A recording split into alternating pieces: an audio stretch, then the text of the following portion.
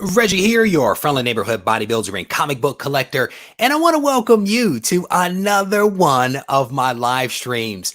This is a little bit of a different type of live stream. It's a different type of live stream for a couple of reasons.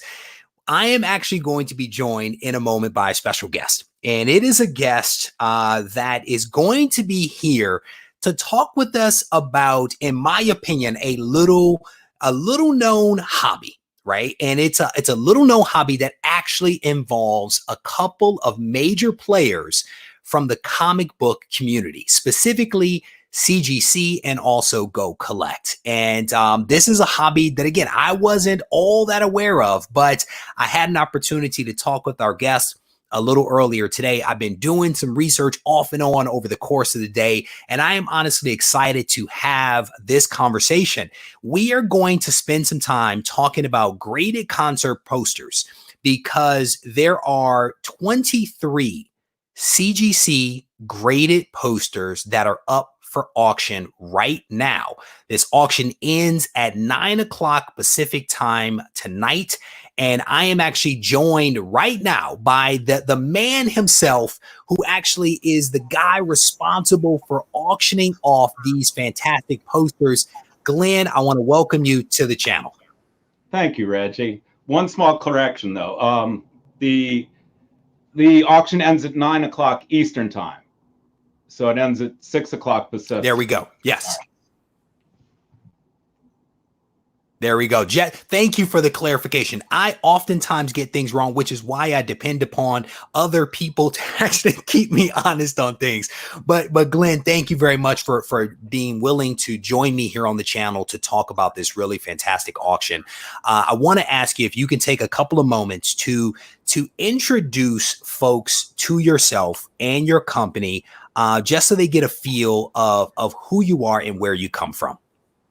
All right, my name is Glenn Troche, and me and my business partner, Scott Tilson, formed Psychedelic Art Exchange 07, I believe. It's been a little while now, and we've been steadily growing the market in vintage concert posters from the 1960s, which was a personal passion of mine that, you know, when I had to grow up and figure out what to do with my life, it seemed like a pretty good option. I used to be in the periodicals business, and when that went away, I needed something to do. And you know, Scott was a successful business person that I knew, and he helped me, you know, turn my passion into a business. So, and here we are. That's sort of the short story. So what you're telling me is that you were living the dream. You were living the dream of taking a passion and a hobby, and you've made it into a business. I'm not sure that it gets any better than that, Glenn. I'm gonna be honest with you, brother. I mean, you know, Joseph Campbell, who's one of my, you know, great inspirations, said, follow your bliss. And that's, I mean, it'll never steer you wrong. But yeah, I mean, it's still work. It's still having to deal with all of the stuff that comes with business. But yes, it leads something that I care about. You know, that's it makes the whole difference. Yes. Yes, absolutely it does. And we talk a lot about passion and energy and where you find motivation. We talk about the fact that this is a hobby, and as collectors, you can be overwhelmed by the hobby sometimes. But it's important to remember that it's a hobby. It's important to remember that this is intended to actually bring us joy. Even though there is work involved, it is designed to bring us joy. But I don't know if you had a comment to that.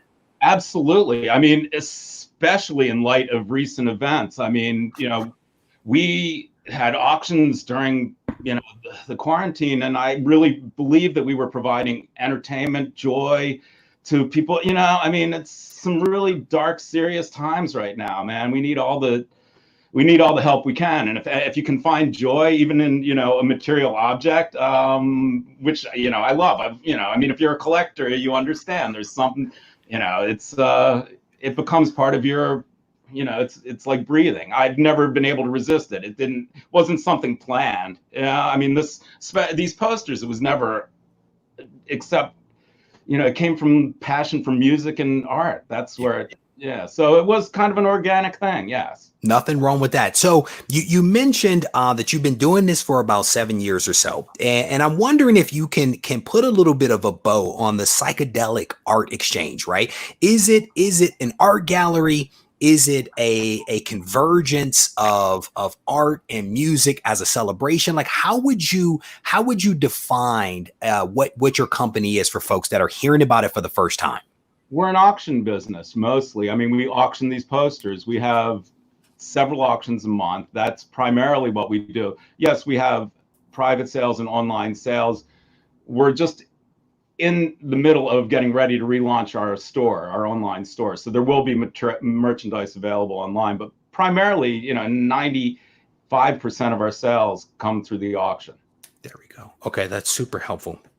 And when we spoke earlier today, over the course of our conversation, there was a level of excitement that I began to kind of feel through the phone as we were talking, right? And like it was clear to me that you are passionate about art. There's no doubt about that you are passionate about art. But when you started to talk about music, there was something that was coming through the phone, and you've already mentioned it. I want to say maybe twice already about the love of music. Can you talk a little bit more about how that became a passion for you and how it kind of got you into this aspect of collecting and now auctioning off concert posters? Absolutely. I mean, that's, music touches you in such a special way, especially when you're, an adolescent, which is when I got exposed to this whole world. I mean, even younger than that, I had older brothers, so the music of the era of the 60s was coming through the walls. So I got turned on to this incredible era of music at a very young age, and even before I understood it. So I remember buying my first record in third grade. I mean, so then,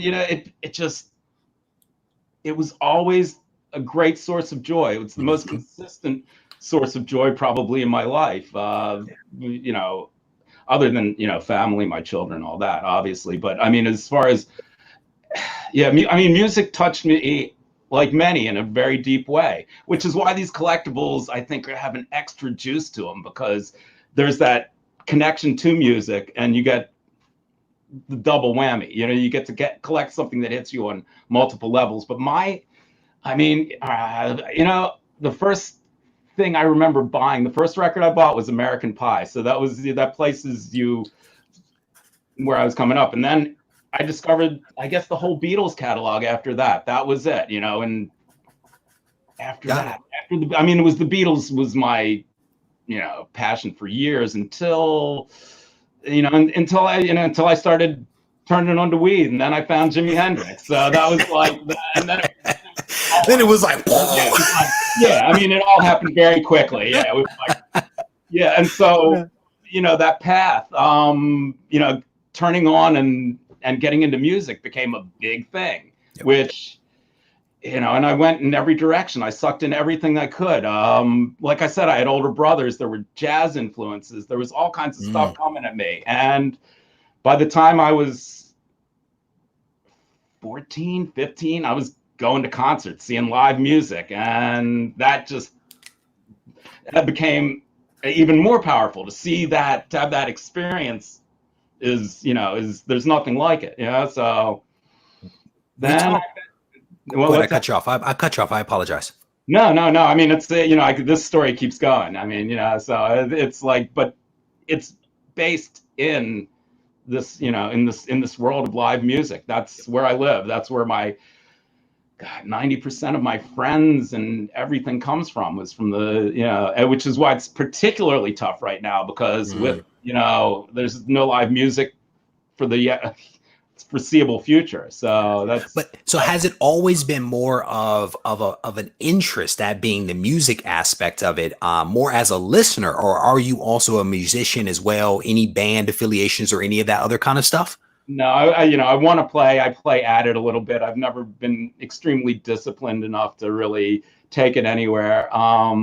But many of my friends are musicians. I'm immersed in the live music world. There's our hometown club, the 8x10, where I am probably there more than at my own home. So it's it's a connection to community too, this live music thing, which I learned from discovering the Grateful Dead when I was 15, and that became a major passion in my life, which, you know, I went to hundreds of shows, and it landed me in San Francisco, where I discovered this art for the first time. So how long after? Well, let me ask you this way: how long from the point that you became like a true fan of music did you start actually getting out to California, to San Francisco, to experience the posters? Like, what was that time span?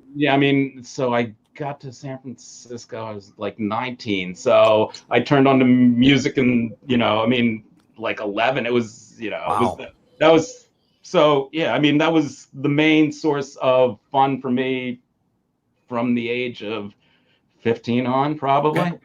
So what was it about the concert posters that were so appealing to you, right? Like, I completely understand live music, right? And being in a bar or at an outdoor arena or something like that and seeing a band perform. I get that energy. But what was it about the posters that captured your attention enough for you to start collecting them and then turning it into a business much later in life? Like, what was that?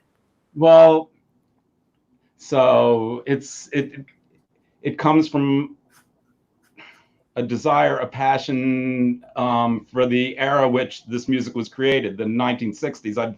I'd become sort of a 1960s pop culture collector, and that, I started with underground comic books from the same era, which I discovered many of the same artists through those comics. I was a comic collector first before I knew of these posters. They were, but I never dug in. I mean, I was much more into the comics at the time because they were real subversive. And I mean, it was like, for a teenage kid, these comics were like, that was like, and really you're talking about the underground comics, not the comic code comics. No. Zap Comics, R. Crumb, that kind of stuff. That genre, yes. So I think you said your first album was American Pie. Is that what you said? Oh, that was the first single that I bought, was American Pie. The first single. The first album I bought was Paul McCartney, Ram. So that was, and then I went through the whole Beatles thing. And then from there, like I said, Jimmy was like, wow, he was like the coolest guy ever. Yeah. My first album, Salt and Pepper's Push It. Really? I bought it with my mother. I mean, I remember my grandmother buying me, like the Beatles story. Like, I mean, yeah, it's like vinyl was a big collection of mine as well at one time, and now to see it come back, I mean, that's exciting as well. So that is a crazy hobby there, man. Vinyl is serious. I mean, but that made like a little bit of a comeback within like the last 10 years or so. But it's back in force, isn't it? I think there's more vinyl sales now than CD sales. I think it surpassed it in the last year. So yeah. Which is I think really fantastic. You've mentioned Grateful Dead to me earlier today, and you also mentioned them a few moments ago. Tell these people how many times you have actually seen the Grateful Dead perform. I mean, in the original incarnation, when Jerry Garcia was still alive, 225 with a factor of 1 or 2 maybe. I mean, it's, I saved ticket stubs and I got there most of the way, but also, I mean, memory being what it is, and being, I mean, I think that's as close as I got. And then there were Garcia Band shows, and then whatever I can't count the post Jerry shows. I mean, that's dozens. But I mean, it was sort of that was the circus car that I jumped on. That was, and it was a lot of fun. All of my friends of the time, that's what we did. Yeah, you used to have to go to see music. Now everything's in your face until And then how many concerts do you think you go to, or pre-COVID, right? How many do you think you go to within a year, right? I'm talking local, large scale. Like, do you have an estimate for how much live music you expose yourself to on an ongoing basis? On average, I would say 2 to 3 times a week. That's wow. Yeah, I mean, that was, my children are grown. It's my major source of fun and entertainment. Yeah. Wow. So I'm saving a lot of money nowadays. I'm not happy about it, but there's something that comes along with Baltimore. We don't use that word here on the channel, but I know what you mean. There is some savings that comes along with it, but that is a little bit of good and bad, because I think all of us would prefer to be out there enjoying our hobbies much more than what we are able to do right now. You know, you talked about. I'm sorry, I cut you off. Please. No, I'm sorry. No, it's fine. I miss the community. I miss my friends. I miss all that. Yeah. Yeah. I mean, I think you kind of touched on a few things, right? That there is definitely some community that comes along with these hobbies, right? There are people that I see at the comic book shop on a regular basis that I like speaking to. The comic shop owners, I miss talking to some of these guys, right? And to your point, there is a power, if you will, that comes along with many hobbies. And it's interesting as I listen to you talk about, you know, music and collecting concert posters. There is certain feelings that kind of stirs in me as a comic book collector. While we collect different things, there are definitely some similarities that I continue to see as we talk more and more. Well, yeah. I mean, the thing that you brought up, though, I mean, the greatest asset, you know, that I get is talking to people that collect this stuff, or that were the original owners that lived through the experience, you know, and are turned on by music. That's often, I mean, my conversations with buyers and sellers often wraps around music. So yeah, it's interesting, and we talk a lot about the power of comics, because there are certain comics that I can see that will take me literally back to my childhood. They will take me back to the basement in my parents' house where I read X-Men 271 or whatever it is. You know what I'm saying? And I almost get the feeling that there is that same type of power, if you will, with these posters. When you all look at them, it takes you back to a concert, or it takes you back to a live performance, or just maybe even to a period in your life that you may have forgotten about. And I'm curious, am I onto something there with the power of these posters to transport one in time? Absolutely. I mean, I have both. I have posters from my personal experience that I've gathered along the way, which are real special. And at the time, you know, I didn't even think about it. It was an instinct to try to pull the thing off the wall. But mostly, I mean, once again, it's a connection to this era of the late 1960s in San Francisco. That sort of ethic, that what happened there between the years of 1965 and say 68 in Haight-Ashbury, it was a very special thing. It was a very unique culture, and it changed the world in many ways. And the music that came from that era, which the Grateful Dead were born, influenced our culture in a profound way. And I'm curious, is it just the music, or is it the influence of that period on other time periods that is the reason why you primarily collect the 60s era posters? Like, what is behind that? Is it because it's your childhood, or is it more than that to you? It's you know, it's the aesthetic, it's the culture, it's all of it. It's, you know, when I was a little kid, I remember having a Life magazine about Woodstock, and it was, you know, I was flipping through it, and it was like, yeah, that's what I want to do. That's, you know, so that's what turned me on. That whole era is where I started collecting, when I started really digging in the underground comics, and then the posters just became a natural. Yeah, it makes a lot of sense. When we were talking earlier today, one of the things that I kind of made mention of as you were talking was, again, the similarities that exist between comic collections and also what is actually happening right now with posters. Because now, and maybe you can talk a little bit about this, it seems that CGC is also moving into this realm of not just grading comics, but they're also grading concert posters as well. Yes? Yes.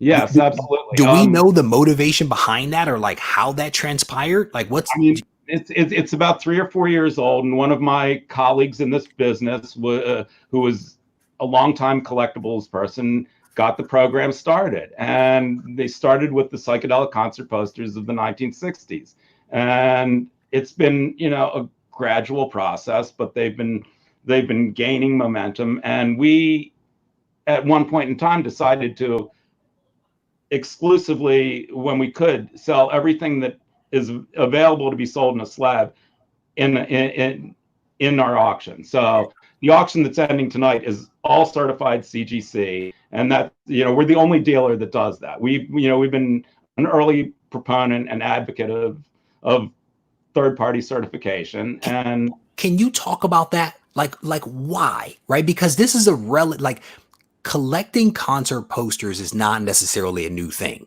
CGC's involvement is newer, but you've made a conscious decision to do the graded posters. And I'm curious, what is the advantage to doing it?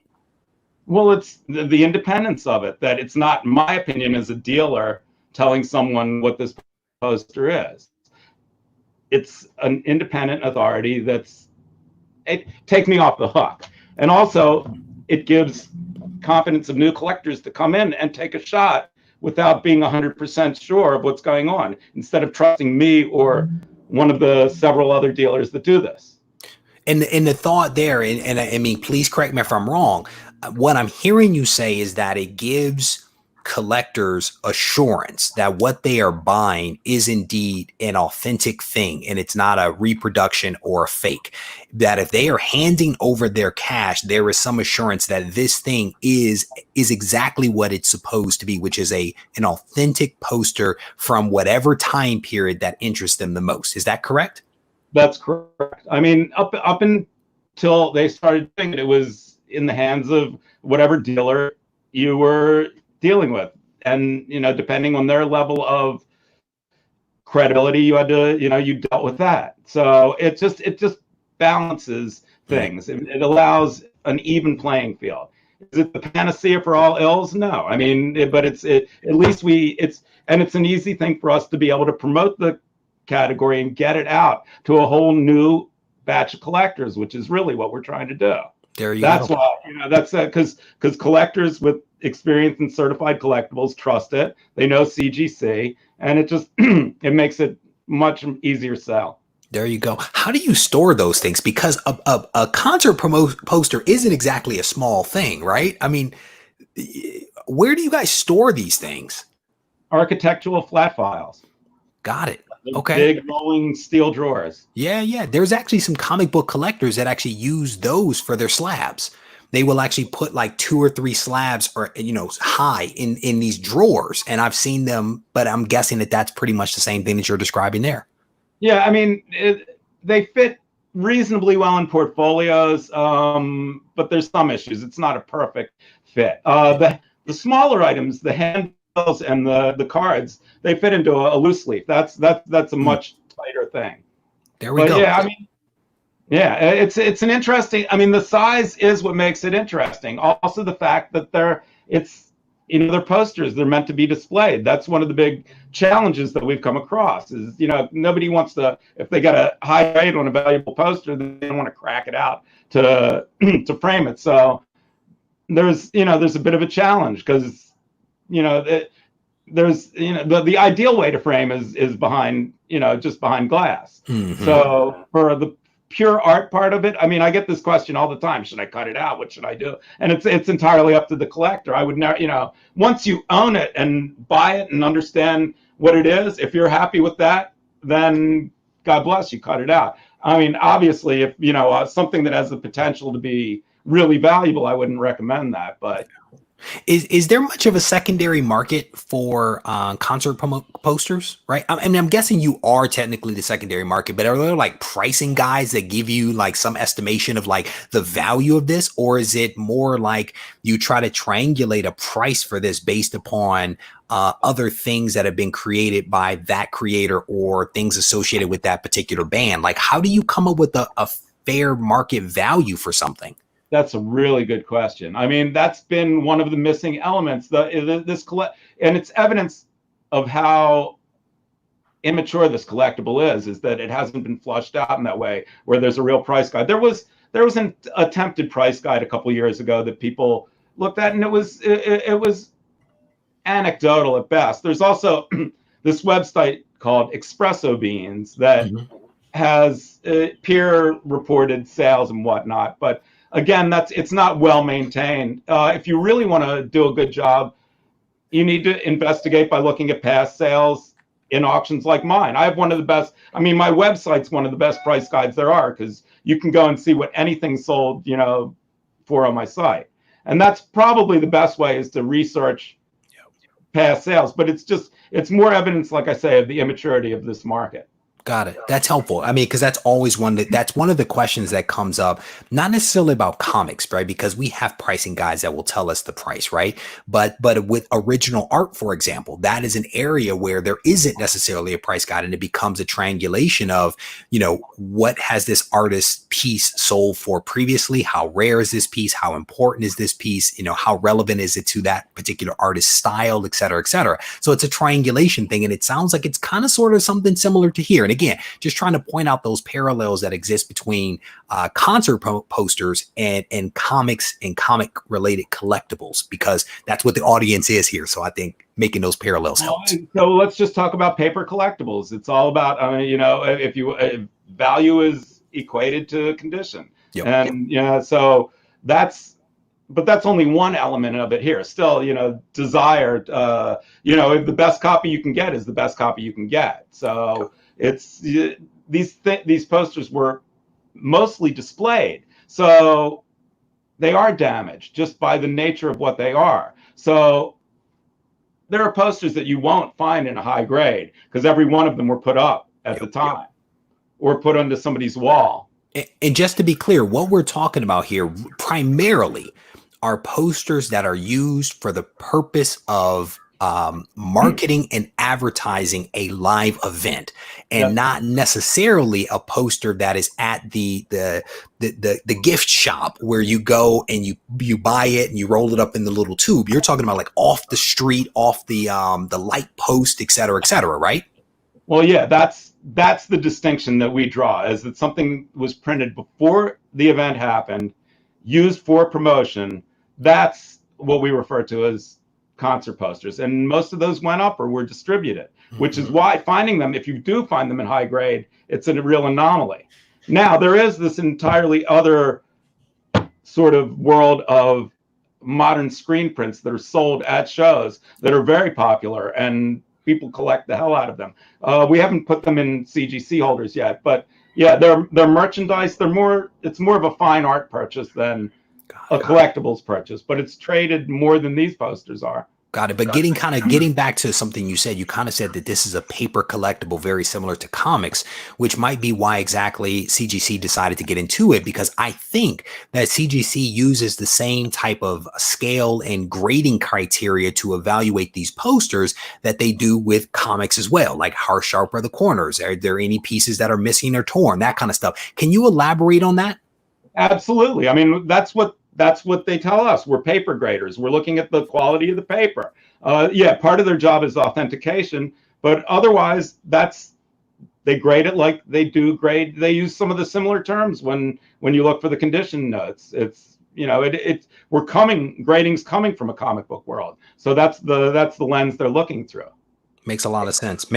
One of the things that you mentioned to me earlier when we were talking is that the guys over at Go Collect, who actually connected us, have essentially equated what you collect from the 60s as being like the silver age that we as collectors, as comic book collectors, go after. And some of the books that you actually have up for auction, the 23 that you have up for auction right now, are more from like your bronze age, from your 85 to 90 range. And that would be, for us, kind of like a bronze into a copper slash modern comic. Did I get that wrong, or is that essentially what I did hear from you earlier? No, that's great. It's a great analogy. It is. If you had a place to start, the golden age here would be the posters of the 1950s, the cardboard boxing style, birth of rock and roll posters. Therefore, the explosion of the 1960s, which also was a lot more based in design, and it was an evolution. It does equate with the Silver Age comics almost identically. I mean, it's a good analogy, but it happened at the same time. I mean, there's a great picture of Jimi Hendrix reading a copy of Silver Surfer. You know, it's like it's a great thing. Really? Yeah. I didn't. I've never seen that before. Now I'm promising you, there are people right now that are Googling that. I promise you, Jimi Hendrix Silver Surfer. Yeah. No, and I mean, and these you know, he was into comics. It was, you know, it was part of the it was part of the era. It was part of the pop culture. It was happening at the same time. So yeah, I think they're not so far bedfellows. Yeah. That's pretty cool. That I did not expect you to say Jimi Hendrix reading the Silver Surfer and that he was a fan, but I dig that. That is a cool little tidbit right there. So I mean, well, all of these guys, these musicians at the time were, I mean, there were kids coming up in that era. The comic book theme popped up early in some of these early promotions in San Francisco. There were these 3 events, pardon me, that were the first psychedelic events in San Francisco held at Longshoremen's Hall. The first one was called A Tribute to Doctor Strange.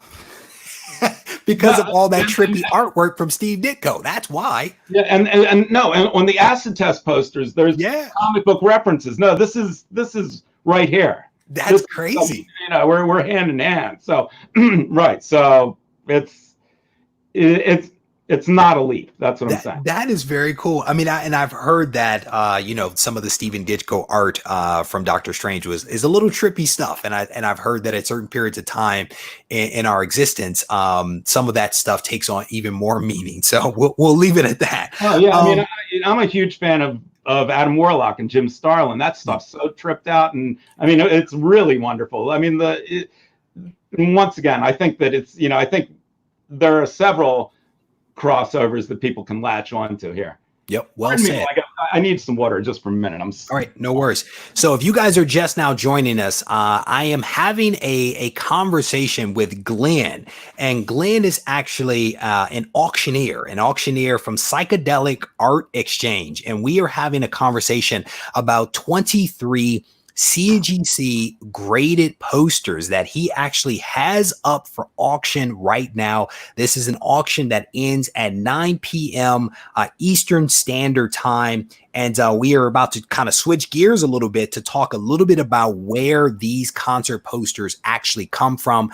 So I definitely want to encourage you guys to stay tuned for that. So I want to give a huge shout out to a couple of people that are here, some comic book soldiers that have joined me here in the room. I see Matt, Myth Lab, Silver Age, Pretty Fly for a Filipino guy is in here. Joe, I see you. Master Blaster, it is always good to see you. Flash Fan 11, Ariel is in the house. It is good to see you. And I want to thank all of you guys for hanging out just a little bit as we talk about these 23 CGC posters, as we talk about the overlap that exists between comic book grading and also these graded posters. It is a new world for me, man. And I am honestly enjoying the conversation that we are having with Glenn as we dig into some of this stuff. So Glenn, part of the reason why we are together right now is to talk about these bronze to modern age posters that you actually have up for auction right now. These posters actually come from something called the Ultrasounds Collection. Can you tell us more about that collection and what makes it special? Well, what makes it special is that these posters that I guess you would call them the next most important body of work after the 1960s posters that we sell. It's a big, how can I describe this? Again, the culture drove these posters. What was happening in the Pacific Northwest in the late 80s and the 90s was it was a cultural revolution. It was the last time something really exciting happened in music. I mean, and I use liberty with saying that, but that people connect to. It's very much like the next wave of concert posters, in our opinion. And the thing about this collection is there were many of them that were preserved in top condition, and several of those are in the auction this evening. Got it. And like I said, I think that there's 23 of them, and I just put up on screen here a couple of them so folks could actually see them. There's like in there Grateful Dead. I think I saw Nirvana, Pearl Jam, Soundgarden, Alice in Chains, the Ramones are just a few of the groups that I was able to see as I was scrolling through there. Did I miss any major groups? Are there any others that you would kind of highlight to be like that you might want to check out this poster? I mean, there's a Motorhead poster that's really cool. I mean, Sun Ra, who was the one of the leaders in avant-garde jazz. I mean, that's one of the coolest posters. It may not be the most obvious, but that's one of them, and probably one of the rarest of the collection. But really? Yeah, I mean, these posters, I've just recently been learning about this. This is a whole new world to me, these posters from the Pacific Northwest. I've had my head buried in the 60s and the 70s, and never really paid attention to this until collectors started bringing it to my attention recently, and it's a real thing. It's and I'm just starting to dig in and understand. And the fact that these remained in the same hands for 35 years, that's what makes this collection so unique. So this was a single collector that is basically amassed this collection that is known as the Ultrasounds Collection. And basically what we are seeing, and I think this is actually a collection that spans posters from the 70s all the way to the 2000s. But what we are seeing here in this auction is just a small portion of that overall collection, yes? Well, this is the first bite that CGC is taken into this collection. And this is the coming out party for this new era. I mean, this really is the ground floor. So this is an opportunity that will never be here again. Yep. So one of the things that I realized about these posters is that they have a lot in common, of course, music, right? Because they're music posters, concert posters, but they also have another common element associated with them. Can you tell us what that common element is and why that person is significant? Well, all these posters were designed, created by an artist by the name of Mike King. Mike King, we've come to find out, was, and this is not hyperbole, the most prolific concert poster artist of all time. He was one of the major creators of this scene in the Pacific Northwest, and there's a real special element to what's going on. It spans all genres of music, and it really gives a flavor for it, without having lived there, what happened in the small pocket of time in Portland. It's made me want to just dig in and learn more about this era and this music, and because people are turned on by it. It's and it's new to me, which is huge. I mean, to be able to wrap my head around something new, it's like waking up. It's very exciting. But here's the thing: when you look at the posters, and I've shown like 3 of them, they're all very different, right? They're all very different, but you're essentially saying that they are still created by one person, that being Mike King. So what is it, if anything, that unifies all of these posters that cross different bands, different time periods? What is the unifying force, if you will, if there is anything? And maybe his talent is making really gorgeous posters. It's an aesthetic. The guy he's a pop culture whore. It's brilliant. He takes elements from everywhere, from comics. It's another crossover here. You're going to find film, pop culture. I mean, you can't put your finger specifically on it. It's like I say, it's an aesthetic. He's done so much. He's really, it's eye-opening, the body of work. In fact, there's a book. Let me get a prop. That's long out of print of his work. I just saw that one on your website. You guys have an article up there, and I saw that on the blog post. Go ahead. It's going back to press, and this is going to essentially serve as the reference for this body of work. Very cool. And we're given, when we get copies of the newly printed book, we're going to send it to the buyers who bought the posters in tonight's auction. Very nice. I wanted to throw this last one up here. This is the Sugar Cubes from February 21st. I saw this one up there earlier today, and I thought this was a cool one. There was a couple up there that I could not show because we are family friendly here on the channel. But there's a lot of really awesome posters that are up there. So one of the reasons why I wanted to talk a little bit about Mike King is because, and correct me if I'm wrong, the proceeds from this auction will actually go to Mike King. Yes? That's accurate. Yeah. Like many of our musician friends, his gigs stopped with COVID-19. I mean, this is the guy that created this specific genre. So I think it's to be able to assist him in any way, it's the right thing to do. Yep. I thought that was part of, what really captured my attention when we were having the conversation earlier today, the fact that this was actually going to be going to support a creator, right? Because in some ways, our creative folks that create posters, that create the comics, in many ways are actually in a really tough spot, right? Because there are no cons, there are no concerts, and so their income has taken a massive hit. And one of the things that we've highlighted here on the channel a couple of times are all of the signing opportunities that CGC is actually setting up for artists and creators so that they can still have some income, because it's tough out there. And so this to me was another one of those activities that dovetailed with a theme that we have already been talking about for the last several weeks. And that was, again, one of the things that kind of captured my attention. Well, yeah, I mean, I'm hopeful that through all of these interesting times, these painful times, that altruism, kindness, all of,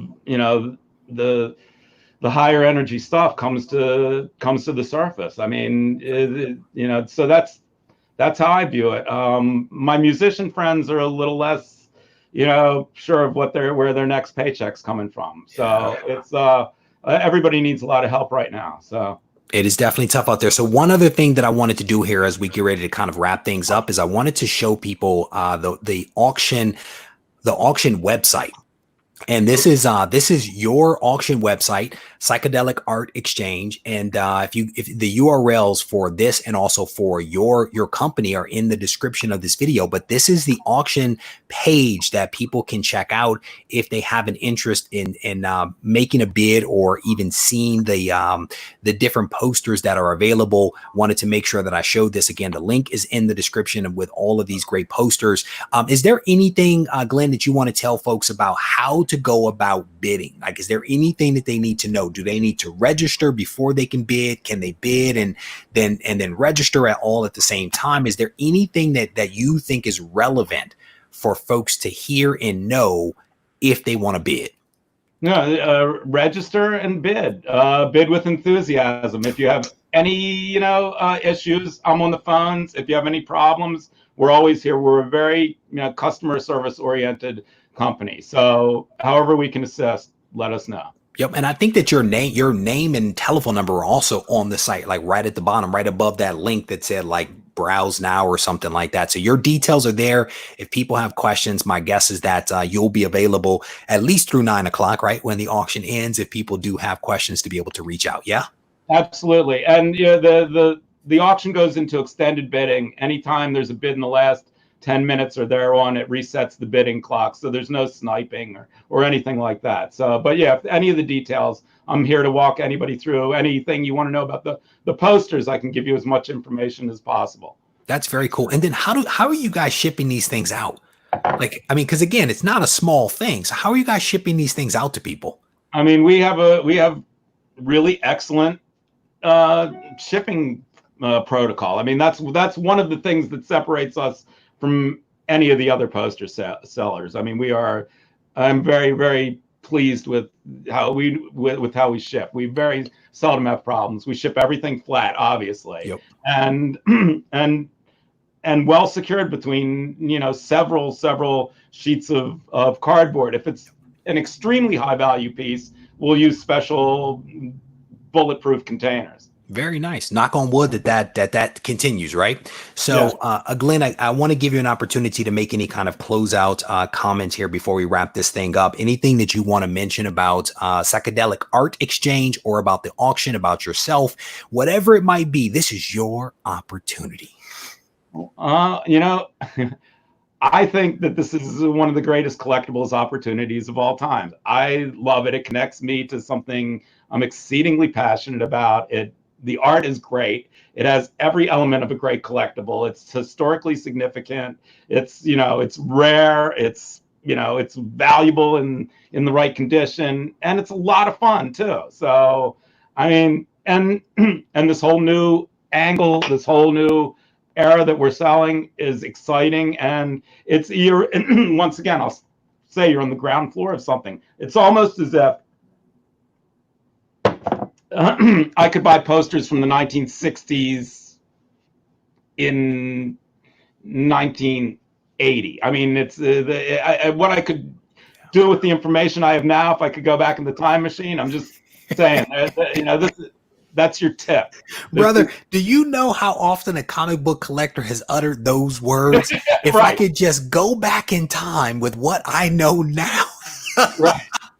Bro, if that were possible, I just need one seat in that car, in that time machine, Glenn. I need one seat, brother, for myself, and we will make magic happen. You know, my first stop would go to see Hendrix at the Fillmore. So, yeah, I'll drop you off and be back to pick you up because I'm going to find a local comic shop because I'm gonna clean them out. That's all that I'm saying to you. You know, but Glenn, I want to thank you, brother, for taking some time out of your day. Us coming together was a little last minute, but we made some magic happen. We had some fun. We shared some information about these fantastic posters that are available, and they are being made available for a good cause. It is not just about, you know, selling some units. It is about a good cause of being able to support a creator out there, and that is what we are all about in these times. But I want to thank you for taking time out to chat with me. I enjoyed our conversation, and I will say to everybody out there that is watching this, I want to thank all of you for taking time out of your respective day to join Glenn and I for this conversation around these graded concert posters. I hope that you guys enjoyed it. If you did, I certainly want to encourage you to hit the thumbs up button, leave a comment behind. And if you need to reach out to me, you can certainly do that on Instagram at Regie Collects. And then you also have the links to bid and also to reach out at Glenn in the description of the video. If you guys need us, we are not too hard to find. Take care. Thank you.